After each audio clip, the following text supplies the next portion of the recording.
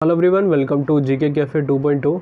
Most important video है। बहुत लोग बोलते हैं कि बुक्स एंड ऑथर्स के ऊपर वीडियो प्रोवाइड कराइए, तो उसी को लेकर ये वीडियो बनाई है। और देखिए, रिसेंट टाइम में बहुत एग्जाम्स में पूछा जाता है, ये मोस्ट फेवरेट टॉपिक माना जाता है एग्जामिनर का, जब भी आपके एग्जाम्स में बुक्स एंड ऑथर्स के पूछे जाते हैं। देखिए, books and authors current wise भी पूछे जाते हैं, बट जो आपकी कन्वेंशनल है, जो बहुत फेमस बुक्स रही है, बहुत फेमस पर्सनैलिटीज़ के द्वारा, उनको हमको एटलीस्ट याद रखना है। जैसे मैंने आपको कई बार अपनी बोला है, ई बुक में मैंने मेंशन करी थी, और नई नई बुक्स आती हैं उनको अपडेट करता हूँ, तो आपको उसी तरीके से इसमें डिस्कस करूँगा, राइट। तो एक ही रहेगी रिक्वेस्ट, लाइक ज़रूर कीजिएगा और शेयर ज़रूर कीजिएगा वीडियो को, ठीक है। तो वीडियो को स्टार्ट करते हैं। जो फेमस बुक्स हैं उन्हीं को हम डिस्कस करेंगे इसमें, जो एग्जाम्स में ऑलरेडी पूछी जा चुकी है। पहली बुक कौन सी, who is the author of Satanic Verses. तो इसके राइटर कौन से हो जाएंगे, नाम से आपको थोड़ी शक्ल भी पहचान में आ रही होगी। उनका नाम है सलमान रुश्दी। सलमान रुश्दी बहुत ज़रूरी नाम बन जाता है। देखिए, पहले मैं इनके बारे में कुछ इंपॉर्टेंट चीज़ें बता दूं। सबसे पहले बात कर लेते हैं सलमान रुश्दी के बारे में, कि इनकी बुक्स कौन कौन सी है। जो ऑप्शन में आपको दिख रहे होंगे बॉक्स में, ये सारे इनके द्वारा लिखी गई। Midnight children, the enchanter of Florence and Quichotte. Quichotte आपकी 2019 में आई थी, राइट, 2019 में आई थी, तो इसलिए भी ज़रूरी बन जाता है। कई बार पुरानी बुक्स पूछी जा रही है, जैसे रिसेंट टाइम पे एक और बुक लिख लीजिएगा, मैंने ई बुक में शायद मेंशन नहीं करी थी, S against odds. S against odds, ये बुक किनकी थी, ये अभी हाल ही में किनके द्वारा लिखी गई थी, सानिया मिर्ज़ा, 2016 में लिखी गई थी, इसलिए ये भी याद रखना। एस में हो जाएगा, दोबारा लिख देता हूँ मैं, एस अगेंस्ट ओड्स, ये किनके द्वारा लिखी गई थी, सानिया मिर्ज़ा के द्वारा, राइट। अब ये सलमान रुश्दी, देखिए इनसे एक इंपॉर्टेंट क्वेश्चन अलग अलग तरीके से पूछे गए। जैसे मैंने आपको बताया, मिडनाइट चिल्ड्रन की बहुत फेमस बुक्स मानी जाती है। इसी बुक के लिए इनको 1981 में बुकर प्राइज़ से सम्मानित किया गया था, राइट। और ये कई जगह हम देखिए कंफ्यूज क्या होते हैं, पूछा जाता है आपके एग्जामिनेशंस में। एक बार तो याद रखना है, मिडनाइट चिल्ड्रन तो हमको सिंपल याद रखना है, सलमान रुश्दी की बुक है। और ये पूछा गया था कि इनको किस ईयर इनको बुकर प्राइज़ मिला था, इनकी कौन सी बुक के लिए, तो इसी बुक के लिए इनको 1981 में बुकर प्राइज़ मिला था। अब ये क्वेश्चन है कि ये इंडियन थे कि नहीं, तो बात करेंगे तो ये इंडियन नहीं है, ये सलमान रुश्दी।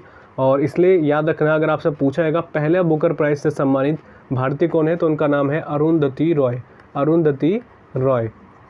क्यों? क्योंकि मैंने आपको बताया इनसे पहले भी एक और व्यक्ति थे। कमेंट बॉक्स में बताइएगा कौन थे जिन्होंने बुकर प्राइज़ सम्मानित हुए थे। बात कर सकते हैं इंडियन ओरिजिन के, हम बोल सकते हैं कि थोड़ा इंडियन का इनके साथ रिलेशन रहा था, या इनकी मदर या इनके फादर रहे थे, बट ये एक तरीके से इनका नहीं रहा था रिलेशन। जैसे कमला हैरिस है, आप बोल सकते हैं, तो इंडियन थोड़ी कहेंगे, वही सेम कहानी है। तो इसलिए बच्चे क्या करते हैं, वहाँ पर ऑप्शन में दिया जाता है सलमान रुश्दी, और हम उसको राइट कर देते हैं, तो वो गलत है। दोनों चीज़ समझेगा, वही चीज़ मैं आपको क्लियर कर रहा हूँ। इनको मिला था 1997 में बुकर प्राइज़। किस बुक के लिए? The God of small things. The God of small things, यहाँ पे लिख देता हूँ, थोड़ा सा जल्दी जल्दी लिख दिया मैंने आपको, ठीक है। The God of small things, इस बुक के लिए इनको बुकर प्राइज़ से सम्मानित किया गया था, पहली भारतीय अगर हम बात करें तो इनकी सारी बुक्स याद रखिएगा जो जो मैंने बता दी। आगे की तरफ बढ़ते हैं। आगे कौन सा हमारा question, who is the author of train to Pakistan. तो बहुत इंपॉर्टेंट बुक है, तो इसके राइट आंसर क्या हो जाएंगे, खुशवंत सिंह, राइट, खुशवंत सिंह, ये थे इसके राइटर। और ये कई बार एग्जामिनेशंस में रिपीट हुई है।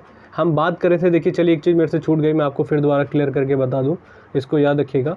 जैसे ही आपके सामने आता है कि मैंने बोला था 1981 में बुकर प्राइज़ से इनको सम्मानित किया गया था इस बुक के लिए, मिडनाइट चिल्ड्रन के लिए, तो मैं ये भी बता देता हूँ 1971 बुक, क्योंकि अभी रिसेंट के एग्जाम में कई बार बुक के आ रहे हैं, तो क्या पता आप लोग इतना ध्यान ना दें, इसलिए मैं बता ही देता हूँ यहाँ पे। V.S. नायपॉल, ठीक है, V.S. नायपॉल, इनको मिला था किस चीज़ के लिए, कौन सी बुक के लिए, अ हाउस फॉर मिस्टर बिस्वास। ज़रूर याद रखिएगा, ये बहुत बार पूछा जाता है कि a house for mister Biswas book के राइटर कौन है, तो V.S. नायपॉल है, और इन्हीं को पहला बुकर प्राइज़ से सम्मानित किया गया था। मैं दोनों चीज़ आपको क्लियर कर दूं, अगर आपके एग्ज़ाम में आता है कि कौन पहले ऐसे कौन व्यक्ति थे जिनको बुकर प्राइज़ से सम्मानित किया गया था भारतीय, तो अरुंधति रॉय लगाना। अगर अरुंधति रॉय का नाम नहीं आता तो आपको V.S. नायपॉल का ही लगाना है, क्योंकि एक तरीके से इनका थोड़ा बहुत रिलेशन इंडिया से रहा था, इसलिए हम बात कर सकते हैं 1971 में इनको इस बुक के लिए इनका बुकर प्राइज़ से इनको सम्मानित किया गया था, राइट। अगला हम बात कर रहे थे खुशवंत सिंह की, ये बुक है ट्रेन टू पाकिस्तान, और बहुत डिटेल में इन्होंने इसके बारे में जर्नी कर रखी है, बात बता रखी है, उस पर हमको जाना नहीं, बस आपको बुक का नाम याद रखना है, खुशवंत सिंह ऑथर है इस बुक के, राइट। अगला क्या है हमारा, who is the author of mother India book, और बहुत ज़रूरी बुक बन जाती है, तो इसके राइटर कौन हो जाएंगे, कैथरीन मैव। मैं यहाँ पे लिख देता हूँ कैथरीन मेव, राइट। तो ये इसके राइटर थे। फिर दोबारा मैं क्लियर करके लिख देता हूँ,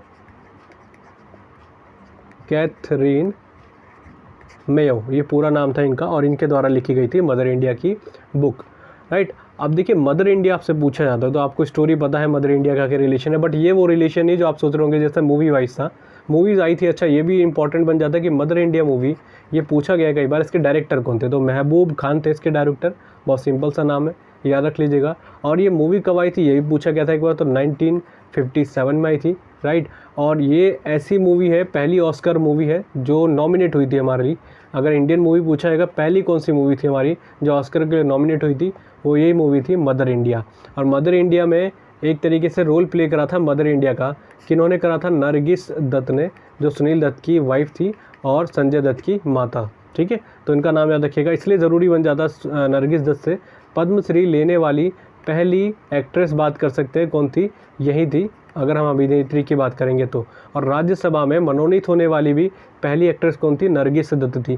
क्यों? क्योंकि देखिए ऐसे क्वेश्चन कई बार पूछे जाते हैं, तो हमको दोनों याद रखना है। पद्मश्री से सम्मानित होने वाली पहली अभिनेत्री कौन थी, यही थी।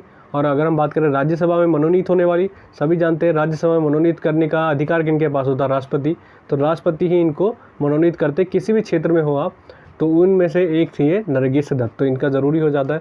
और ऑस्कर का जैसे ही नाम आता तो याद रखिएगा, ऑस्कर की स्थापना हुई थी 1929 में। तो सारे क्वेश्चन रिलेट कर करके चले तभी हमको याद होंगे, राइट।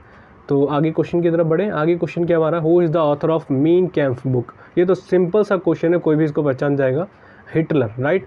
अच्छा, हिटलर से एक दो क्वेश्चन आपके एसएससी में कई बार पूछा जाता है कि ये कौन सी पार्टी का था, तो नाजी पार्टी का था, नाजी पार्टी का था हिटलर। और डिक्टेटर था बहुत बड़ा, जर्मनी का था ये। हम बात करें तो इसने यहूदियों का बहुत नरसंहार करा था, जेनोसाइड कह सकते हैं आप उसको। अच्छा, ये आप सभी ने अगर पढ़ा होगा, वैसे तो बहुत डिटेल में कभी मैं वीडियो बनाने की कोशिश करूँगा, बट ये कई बार पूछा जाता है पीसेस के जैसे एग्जामिनेशंस में कि इसका निक नेम क्या था, तो इसका निक नेम था वॉल्फ। तो ये याद रखिएगा, क्या पता आपके वनडे एग्जामिनेशंस में पूछ लिया जाए। तो मेरा जो भी टारगेट रहता है कि जितना डिटेल में मैं बता दूँ उतने ही क्वेश्चंस आपके समझ में आ जाए, क्योंकि पीसेस लेवल के क्वेश्चन पूछे जाने लग रहे हैं आज के टाइम पे। एक चीज़ और बता दूं, जैसे मैं आपको ये वीडियो में बता रहा हूँ, वैसे ही मैंने स्टैटिक जीके की ई बुक बना रखी है, स्टैटिक जीके की, right, static GK history and vocab की। तो आपको बिल्कुल जैसे वीडियो पसंद आई होगी डिटेल में, वैसे ही मैंने प्रोवाइड करा रखा है, कोई भी MCQs नहीं है उसके अंदर। और अगर आप उसको करते हैं तो आपको कोई भी प्रीवियस ईयर्स के क्वेश्चन प्रॉब्लम नहीं करेंगे, क्योंकि इसके अंदर प्रीवियस ईयर्स के भी कंपाइलेशन करके दे रखे। और हाल ही मैंने कुछ समय पहले अपडेट भी करी थी, तो आपको उससे बेनिफिट होगा। अगर आपको स्टैटिक जीके, हिस्ट्री और वोकैबुलरी में प्रॉब्लम है, आप किसी भी एग्जाम की तैयारी कर रहे हैं, क्योंकि तीनों सब्जेक्ट बहुत वैल्यू करते हैं, तो ज़रूर उनको ले लीजिएगा। लिंक आपको डिस्क्रिप्शन में मिल जाएगा, नहीं तो आपको डिस्काउंट चाहिए तो आपको व्हाट्सअप नंबर दिख रहा होगा वहाँ पे स्क्रीन में, उस पर जाके ऑर्डर कर लीजिए, आपको मिल जाएगा, ठीक है, व्हाट्सअप में मिल जाएगा। तो ये तीनों आपके लिए ज़रूरी है अगर आप ऐसा पढ़ना चाह रहे हैं। आगे की तरफ बढ़ते हैं। आगे हमारे कौन सा, हिटलर से रिलेटेड इतने फैक्ट आपको याद रखने हैं। आगे चलते हैं। आगे कौन सा हमारा, who is the author of Hamlet book, बहुत ज़रूरी बुक बन जाती है। और ये किसके द्वारा लिखी गई थी, ये थे आपके विलियम शेक्सपियर के द्वारा लिखी गई थी, विलियम शेक्सपियर। और ये हैमलेट बुक कई बार पूछी गई आपके पीसेस जैसे एग्जामिनेशंस में। और जैसे मैं आपको इनकी कुछ और बुक्स बता दूं, जैसे याद रखना रोमियो एंड जूलियट, ये याद रखनी है। कई लोग बोलते हैं जूलिया, जूलिया नहीं था, जूलियट था, ठीक है, जूलियट ये नाम था, Romeo and Juliet. King Lear एक और बुक याद रखना था, किंग लेयर, ये भी इनकी एक बुक थी। और अगर हम बात करें द टेम्पेस्ट, ये सारे देखिए इनकी बुक भी बोल सकते हैं आप, या इनके प्ले थे, नाटक थे। नाटक मतलब जो एक तरीके से परफॉर्म किए जाते हैं। टेम्पेस्ट में दोबारा लिख रहा हूँ, टेम्पेस्ट ये इनके द्वारा लिखी गई थी। और अगर हम बात करें जूलियस सीजर, ये भी याद रखिएगा, ये प्ले था, बहुत फेमस रहा है, सुना भी होगा आपने, जूलियस सीजर। यहाँ नाम भी लिख देता हूँ मैं साथ साथ, जूलियस सीजर, राइट।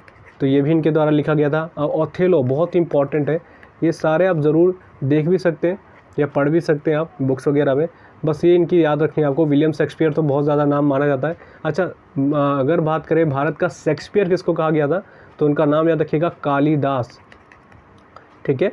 कालिदास जी के द्वारा भी बहुत बुक्स लिखी गई थी, जैसा आपका मेघदूत हो गई, रघुवंशम, या बात करें ऋतु संहार, मालविकाग्निमित्रम, ये सारी बुक्स इन्हीं के द्वारा लिखी गई थी। तो इनका भी नाम याद रखिएगा। भारत का शेक्सपियर कहा जाता है, किनको कहा जाता है, कालिदास को, राइट। और अगर आइंस्टाइन पूछा जाएगा, भारत का आइंस्टाइन, तो नागार्जुन को कहा जाता है। और अगर भारत का नेपोलियन पूछा जाएगा तो समुद्रगुप्त को कहा जाता है। ऐसे क्वेश्चन कई बार अलग अलग तरीके से पूछे गए हैं, राइट। तो इतना याद रखिएगा। आगे की तरफ बढ़ते हैं। आगे हमारा कौन सा है, देखिए बाकी आपको यहाँ दिख ही रहा होगा, ये सारी बुक्स यहाँ पे मैंने मेंशन कर भी दी है, इनको ज़रूर याद रखिएगा, पूछे जाते हैं अलग अलग तरीके से हमारे एग्जामिनेशंस में। आगे क्या है हमारा, आगे हमारा who is the author of India 2020 book. मेरे को लगता है 99% जो तैयारी कर रहे होंगे उन सभी को पता होगा कौन इसके राइटर है। बहुत महान शख्सियत डॉक्टर APJ अब्दुल कलाम के द्वारा लिखी गई थी ये। डॉक्टर APJ अब्दुल कलाम बहुत बड़ा नाम रहा है, कई बार मैं अपनी वीडियो में इनके बारे में डिटेल में बताता रहता हूँ, क्योंकि इनसे रिलेटेड बहुत क्वेश्चन पूछे जाते हैं। तो इन्हीं के द्वारा ये सारी बुक्स लिखी गई थी, जैसे इग्नाइट माइंड्स इन्हीं के द्वारा लिखी गई थी, ठीक है। विंग्स ऑफ फायर, देखिए एक चीज़ मैं आपको बता दूँ, यहाँ पर मैंने एक बुक नहीं लिखी, गाइडिंग सोल, इनका भी नाम याद रखिएगा, गाइडिंग सोल, ठीक है, ये इनके द्वारा लिखी गई थी और बहुत ज़रूरी बुक हो जाती है, तो 5-6 आपको याद रखनी पड़ेगी। टर्निंग पॉइंट्स ये अभी हाल ही के एग्जाम में पूछा गया, इसलिए मैंने इसमें इंक्लूड करा है। ई बुक में मैंने मेंशन नहीं करा था और मैं जल्दी उसको अपडेट करूँगा तो वो भी लिख दूंगा, बट अगर आपने ई बुक ले ली है तो इसको ज़रूर उसमें मेंशन कर लीजिएगा। टर्निंग पॉइंट्स ये पूछी गई थी रिसेंट के एग्जामिनेशन में SSC में, इसलिए इसको भी मेंशन करके रखना। और मैं यही बोलता हूँ, देखिए फेमस पर्सनैलिटी है APJ अब्दुल कलाम, उसमें कोई डाउट नहीं, बट इनकी बहुत सी बुक्स लिखी गई थी, इसका मतलब नहीं हमको सारी याद रखनी है। सारी बुक्स इनकी याद रखिएगा, बहुत ज़रूरी है, कई बार पूछे जाते हैं हमारे एग्जामिनेशन के पॉइंट ऑफ व्यू से। अच्छा एक चीज़ और बता दूँ, एक है India wins freedom, India wins freedom, ये इनके द्वारा लिखी गई थी, ये आपको बहुत कंफ्यूज करेगा। इंडिया विंस फ्रीडम ये किन के द्वारा लिखी गई थी, ये थे मौलाना अबुल कलाम आज़ाद। दोनों में अंतर है, डॉक्टर APJ अब्दुल कलाम अलग थे और ये मौलाना अबुल कलाम आज़ाद। हमारे पहले शिक्षा मंत्री अगर पूछा जाएगा तो मौलाना अबुल कलाम आज़ाद थे, बट ये अगर हमारी बात करें राष्ट्रपति तो राष्ट्रपति ये थे APJ अब्दुल कलाम, इसलिए कन्फ्यूजन हो जाता है। तो याद रखना है दोनों के नाम में बहुत सिमिलरिटी है, तो याद रखना है इंडिया विंस फ्रीडम लिखी गई थी मौलाना अबुल कलाम आज़ाद के द्वारा, जो भारत के पहले शिक्षा मंत्री रहे हैं। अगर आगे की तरफ बढ़ते हैं, आगे क्वेश्चन क्या हमारा, who is the author of Slumdog millionaire book, तो इसका राइट आंसर क्या आ जाएगा, विकास स्वरूप। दोनों में बहुत, देखिए ऐसे कई बार ऑप्शन आते हैं बिल्कुल एकदम सामने रख देते हैं कि बिल्कुल सरनेम थोड़े बहुत ऊपर मिसमैच होते हैं, बाकी नाम सेम होते हैं। तो विकास स्वरूप के द्वारा लिखी गई। देखिए ये है मूवी, बट आपसे बहुत अलग अलग तरीके से पूछेगा SSC में, इसलिए मैं कोशिश करता हूँ जितना डीपली आपको समझा दूँ उतना क्लियर हो जाए। स्लमडॉग मिलियनेयर ही लिख के आया था, बट एग्जैक्टली नाम से कोई भी ऐसी बुक नहीं है। अगर हम बात करेंगे, ये जो मूवी बनी थी आप सभी जानते हैं इसमें ऑस्कर बहुत मिले थे। तो देखिए जो आपका सबसे पहले ज़रूरी बात कर लेते हैं वो थी इस मूवी को एक तरीके से फिल्माया गया था एक किताब की कहानी के अकॉर्डिंग, वो बुक थी और उसका नाम था question and answer, question and answer. इस बुक के ही अकॉर्डिंग इस मूवी को एक तरीके से रूपांतरण किया गया था इसका। तो आपसे पूछा जाएगा कि क्वेश्चन एंड आंसर बुक के राइटर कौन है, तो वो है विकास स्वरूप। और अगर आता है स्लमडॉग मिलियनेयर के बुक राइटर कौन है, तो यही हो जाएंगे विकास स्वरूप। तो मैंने दोनों चीज़ें बता दी, बहुत कंफ्यूज किया जाता है अलग अलग तरीके से, क्योंकि जो मूवी बनी थी इस पूरी किताब के ऊपर बेस्ड थी और फिर इसके बाद ये मूवी बनी थी और बहुत हिट रही थी। और इसी मूवी में AR रहमान को इसी मूवी के लिए 2 गाने थे एक तरीके से, ओरिजिनल सॉन्ग में मिला था, एक और कैटेगरी थी, 2 कैटेगरी में इनको ऑस्कर मिला था 2009 में। तो ऐसे भी क्वेश्चन कई बार पूछे गए हैं कि 2 कैटेगरी में कौन कौन से मिले थे, तो ज़रूर याद रखिएगा। ऑस्कर अवार्ड मिला था इनको AR रहमान को, राइट। आगे की तरफ बढ़े, आगे क्वेश्चन हमारा क्या, who is the author of why I am a theist book. बहुत इंपॉर्टेंट, बहुत बड़ी पर्सनैलिटी, राइट आंसर जाएगा तीसरा, भगत सिंह के द्वारा लिखी गई थी ये बुक। और अभी रिसेंट के NTPC CHSL 2019 CGL 2020 ये कई बार रिपीट हो गई ये बुक, तो याद रखिएगा भगत सिंह के द्वारा ये लिखी गई थी, ठीक है।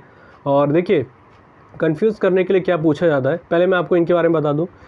भगत सिंह के बारे में तो आप सभी जानते होंगे, 23 मार्च 1931 को इनको फांसी दे दी गई थी, ठीक है, इसलिए ही हम शहीद दिवस मनाते हैं 23 मार्च को।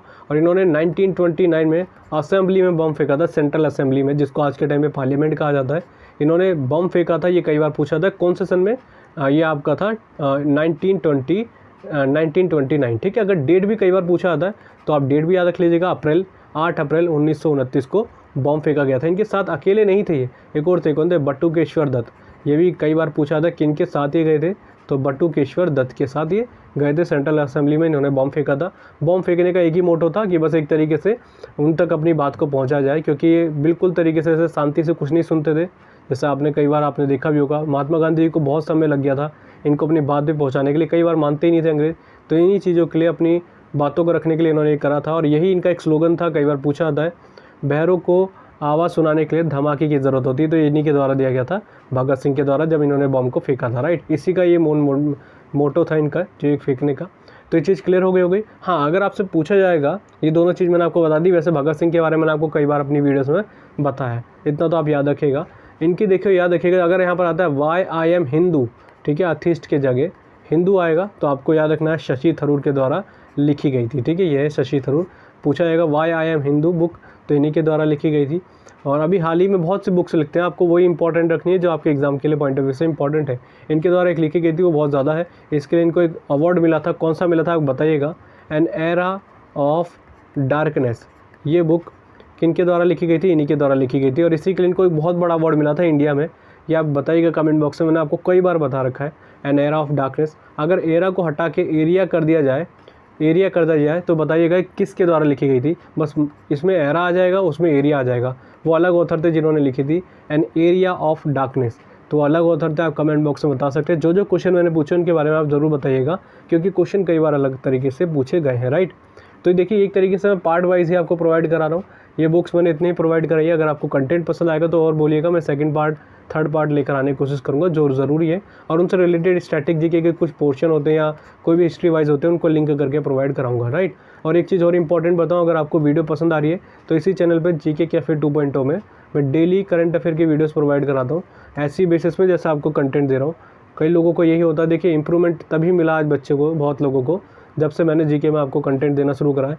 पहले कई लोग कह रहे थे कि हमारे मार्क्स नहीं आते थे। जैसे मैंने तरीके दिखाए कि आप ऐसे लिंक करके करें, तो आज बहुत बच्चों का मैंने देखा अच्छे मार्क्स आए। नहीं तो आप कमेंट बॉक्स में पढ़िएगा, इस बार के एमटीएस में कई बच्चों के जीके में अच्छे मार्क्स आए, सीजीएल में, इनफैक्ट सीएचएसएल में। तो अगर आप इसी तरीके से पढ़ेंगे तो आपको एक अच्छा मार्गदर्शन मिलेगा, ठीक है।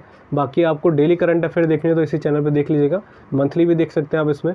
और यही कहूँगा, अगर आपने स्टैटिक जीके, हिस्ट्री या वोकैब की ई बुक नहीं ली तो ले लीजिएगा, लिंक आपको डिस्क्रिप्शन में जाएगा।